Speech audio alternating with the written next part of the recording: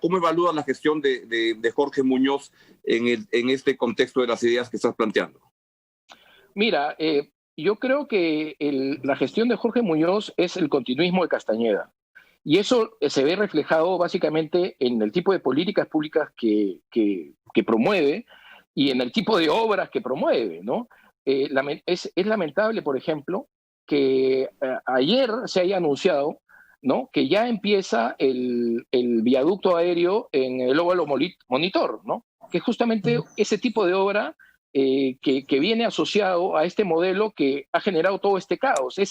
Digamos, es conocido desde todo punto de vista que los viaductos, que los bypasses, que toda esa infraestructura vial dura, ¿no?, al margen de ser carísima, ¿no?, porque es realmente cara, no soluciona el problema de la congestión vehicular. Entonces aquí en Lima todavía hay medidas que no se están implementando como medidas de infraestructura blanda, como se conocen, que están basadas, por ejemplo, en la gestión del tránsito para solucionar los problemas de la congestión vehicular. Entonces, para mí, la gestión de Jorge Muñoz es más de lo mismo, es una política castañedista sin Castañeda, ¿no?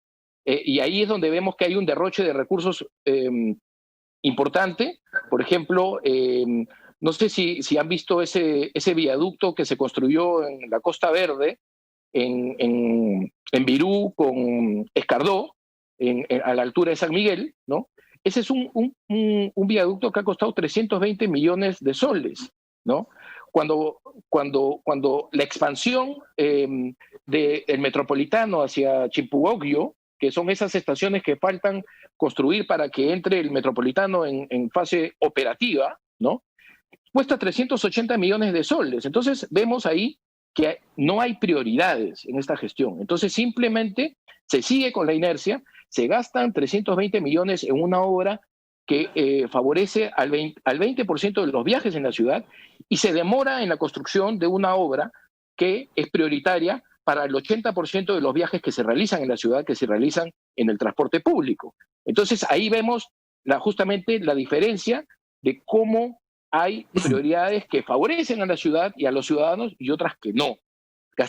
Enterrar 320 millones de soles en una obra de infraestructura como un viaducto, a mí me parece realmente desproporcionado y que no tiene sentido cuando por otro lado ese dinero se pudo llevar de manera mucho más rápida a construir la extensión del metropolitano, que es mucho más necesario. Entonces, como te digo, aquí yo lo que veo es más políticas amarillas, continuismo, y que de una u otra manera, lamentablemente, Jorge Muñoz tiró la toalla en el primer round. Hace rato que Lima no tiene alcalde, y yo creo que eso es lo que necesita Lima, un alcalde.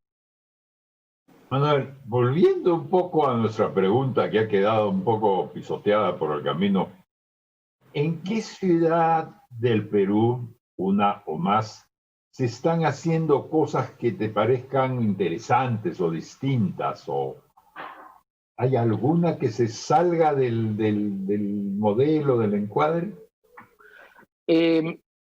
Hay ciudades donde han habido intentos interesantes.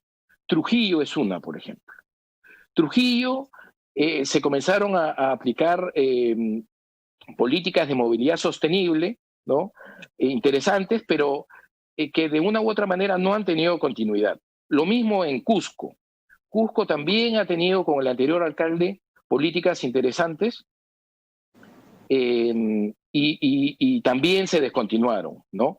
Y un poco lo que mencionábamos al principio, Arequipa también tiene también cosas interesantes y porque también lo ayuda mucho su propia escala, ¿no? Digamos, tiene una escala interesante que también le ayuda a generar más peatonalización, ¿no?